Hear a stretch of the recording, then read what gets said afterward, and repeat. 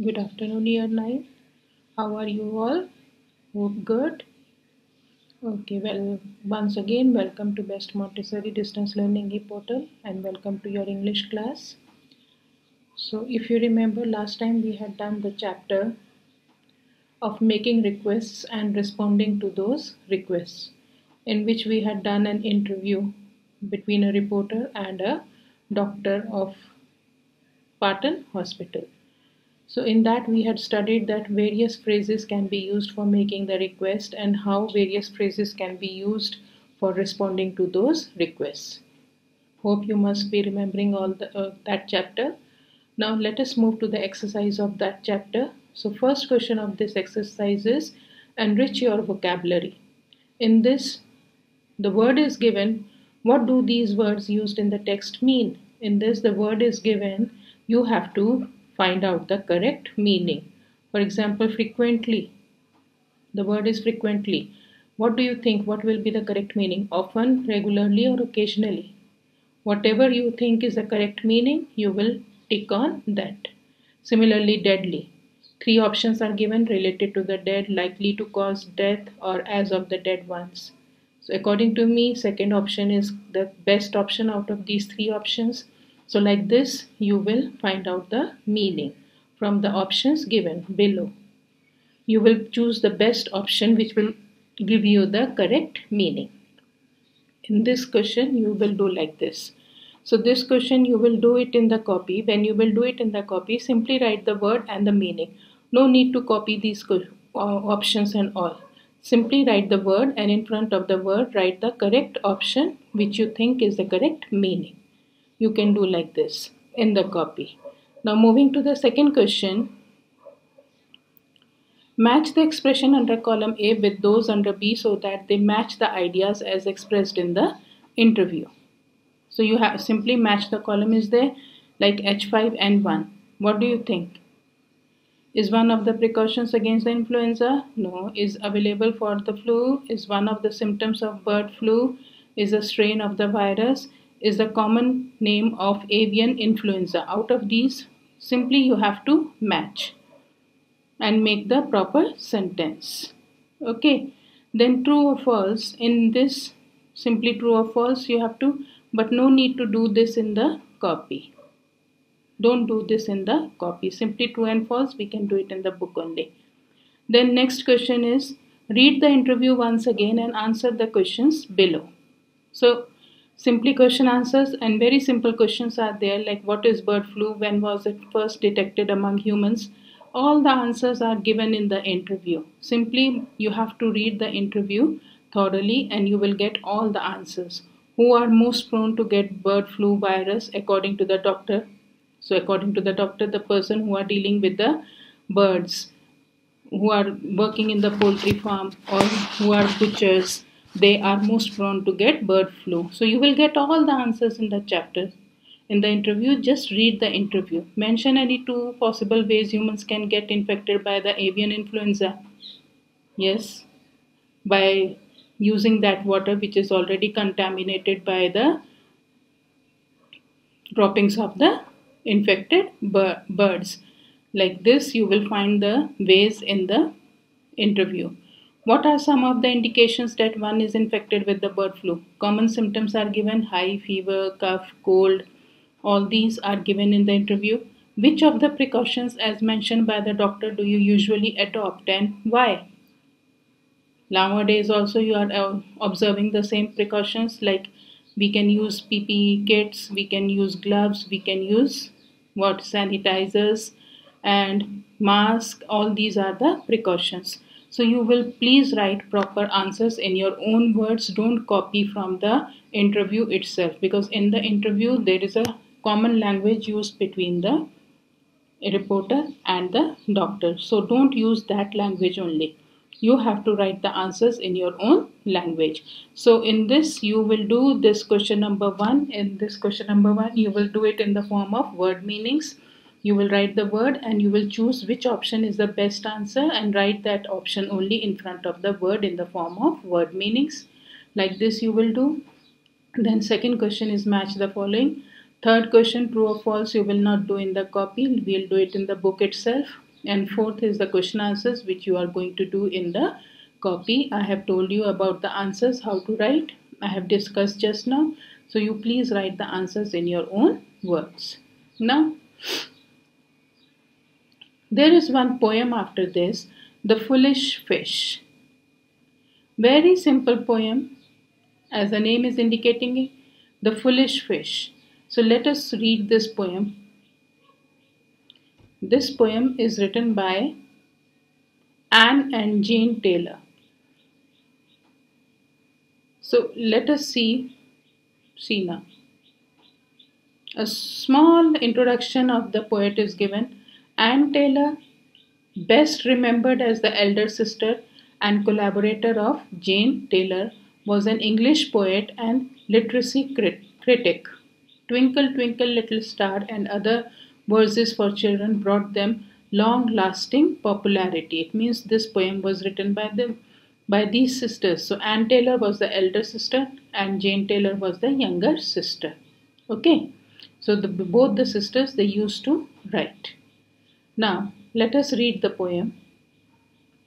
Dear mother, said a little fish, is that a worm I see?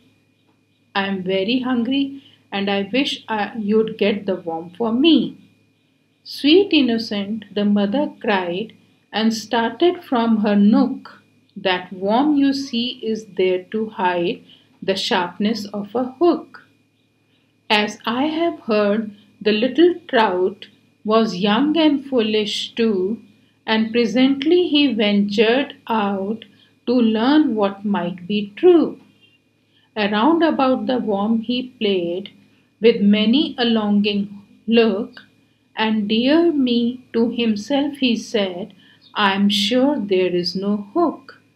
I think I'll give one little bite, and that was what he did, and thus he died in hapless plight by not doing as he was bid. See now.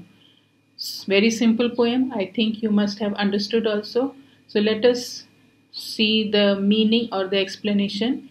Dear mother, said a little fish, is that a worm I see? I'm very hungry and I wish you'd get the worm for me. So here the little fish means the baby fish is asking the mother. You can see in the picture, this is a hook. And who uses this hook? Those who go for, yes, you must be knowing. Yes. So this hook is used by the person who are going to catch the fish. So now this little fish in the picture, she saw a hook and she thought that this is a worm.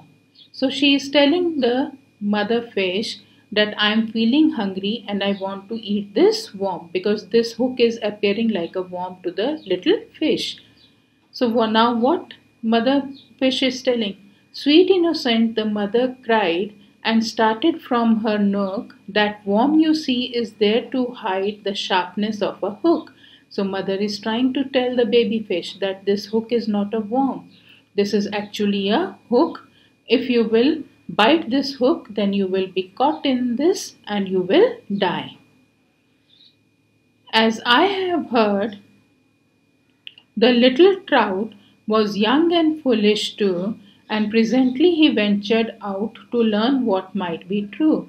So the poet is saying that according to me, this little fish was little foolish also, because she was not listening to her mother. And she was so little that she had just come to this world and she didn't know the difference between the truth and untruth. So she did not listen to her mother. Around about the worm he played with many a longing look, and dear me, to himself he said, I am sure there is no hook. So the little fish kept on playing. See in the second picture, the little fish kept on playing around the hook, and what she said to herself. What little fish said to herself?